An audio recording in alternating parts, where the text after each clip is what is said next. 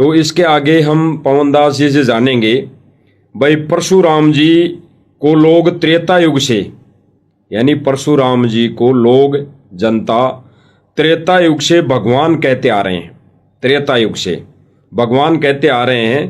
फिर आप यानी पवनदास जी जो हैं ये इनको भगवान क्यों नहीं मानते? ये जो वीडियो बनाते हैं, वीडियो संगत में वायरल करते हैं भगत समाज को समझाने के लिए, जनता को समझाने के लिए, तो भाई इनसे जानेंगे भाई ये इनको भगवान क्यों नहीं मानते। तो बताइए पवनदास जी। देखिए, जिसमें भगवान के गुण नहीं है उसको भगवान कहना फिर भगवान की तौहीन में आता है। कजोड़ जी, जब हम छोटे छोटे थे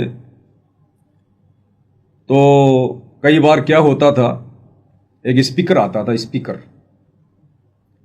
स्पीकर के पीछे एक चुंबक लगी होती थी, हम उसको निकाल लिया करते थे, हम उससे खेला करते थे। तो चुंबक से कई बार क्या होता था कि लोहे को हम चिपका दिया करते थे, किसी कील को या किसी अन्य लोहे की वस्तु को हम चिपका दिया करते थे, और रात को हम उसको छोड़ दिया करते थे चिपका के।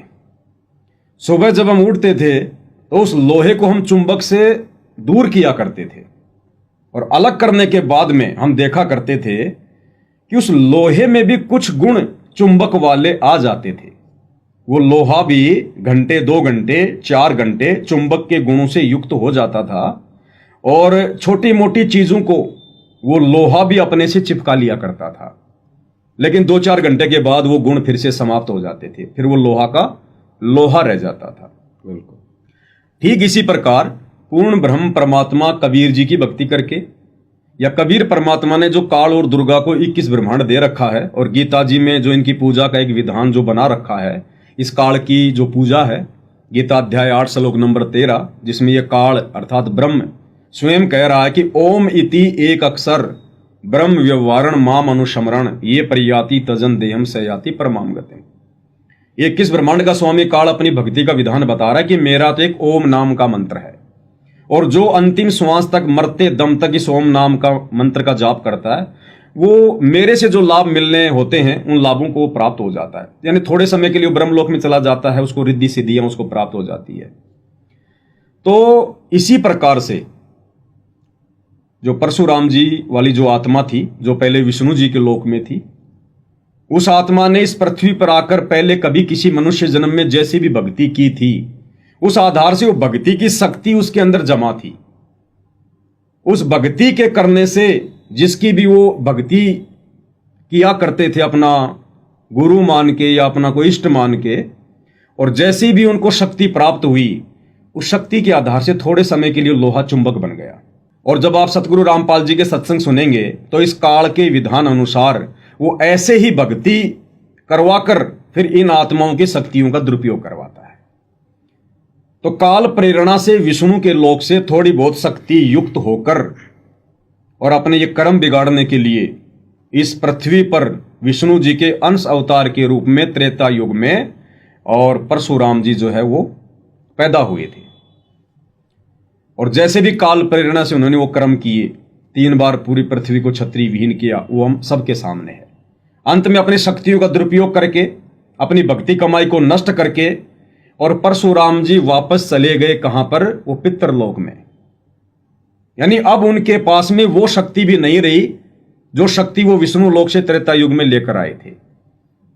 अब स्वयं कबीर परमात्मा ने कबीर सागर में लिखा है, जो सतगुरु रामपाल जी ने अपने कर कमल से कबीर सागर के सरलार्थ में पेज नंबर 596 के अनुवाद में लिखा है कि वर्तमान में वो परशुराम जी सूरज के पास में एक पितरलोक है, वो वहां पर बैठा हुआ है, यानी वो प्रेत बने हुए हैं। तो जिसमें भगवान के लक्षण नहीं है उनको भगवान की संज्ञा नहीं दी जा सकती है। दूसरी बात कजोड़ जी, हलवा जब तक हलवा है उसकी महिमा की जाएगी। हलवे में जब तक हलवे वाले गुण हैं उसकी प्रशंसा की जाएगी, उसकी महिमा भी की जाएगी। उसकी खुशबू से आदमी कहेगा वाह जी वाह, क्या हलवा बन रहा है, क्या महक है। तो हलवे में जब तक हलवे के गुण हैं उसकी महिमा की जाएगी, उसको हलवा ही कहा जाएगा। और हलवा खाने के बाद दूसरे दिन जब वो लैट्रीन में तब्दील हो जाता है तो उस लैट्रीन को फिर हलवे की संज्ञा नहीं दी जा सकती। अब उस लैट्रिन को कोई कहे कि ये तो हलवा है और कोई उसको खाने लग जाए, उसकी महिमा करने लग जाए, तो लैट्रिन को हलवा समझकर उसकी महिमा करने वाले को और उसके खाने वाले को, दोनों को मूर्ख व्यक्ति की संज्ञा दी जाती है। तो जिस समय त्रेता युग में थोड़े बहुत गुण इस काल की भक्ति करके परशुराम जी ने अपने अंदर ले लिए थे, और त्रेता युग में उनको थोड़ा बहुत भगवान कहकर संबोधित करना ठीक था, क्योंकि त्रेता युग में तत्व ज्ञान नहीं था, आत्माओं को भगवान की परिभाषा का ज्ञान नहीं था। जो अपने से ठाडा होता उसी को लोग भगवान मान लेते हैं, भाई जिसकी लाठी उसकी भैंस। लेकिन वर्तमान में सतगुरु रामपाल जी ने हमें तत्व ज्ञान भी दे दिया, नकली और असली भगवानों की पहचान भी करवा दी, और हमें यह भी पता चल गया कि जो शक्ति परशुराम जी त्रेता युग में विष्णु लोक से लेकर आए थे, वो शक्ति वर्तमान में उनके पास नहीं है। आज परशुराम जी के पास वो शक्ति नहीं है कि वो पूरी पृथ्वी को छत्री विहीन कर दें। बलात्कार तो आज भी हो रहे हैं धरती पर, चोरी डकैतियां तो आज भी हो रही है, कुकर्मी तो आज भी हैं धरती पर। वो तो त्रेता युग था, इस कलयुग से तो अच्छा युग था। बिल्कुल। आज तो कलयुग है, आज है आवश्यकता विनाश करने की, तो आज क्यों नहीं आ रहे परशुराम जी पृथ्वी को छत्री विहीन करने के लिए?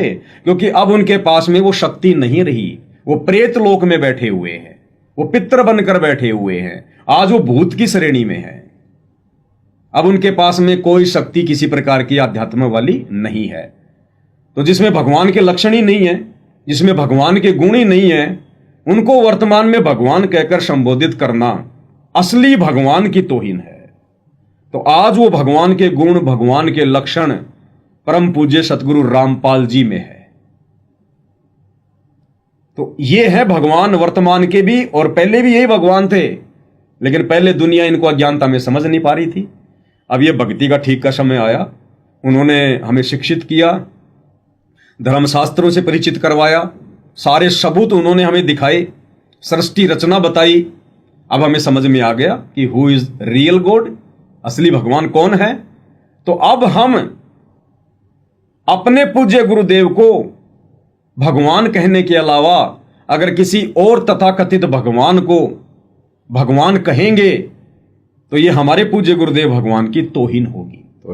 हम इनको ब्रह्मा जी कहकर हम संबोधित करें, विष्णु जी कहकर संबोधित करें, शंकर जी कहकर संबोधित करें, हम परशुराम जी कहकर संबोधित करें, नो प्रॉब्लम।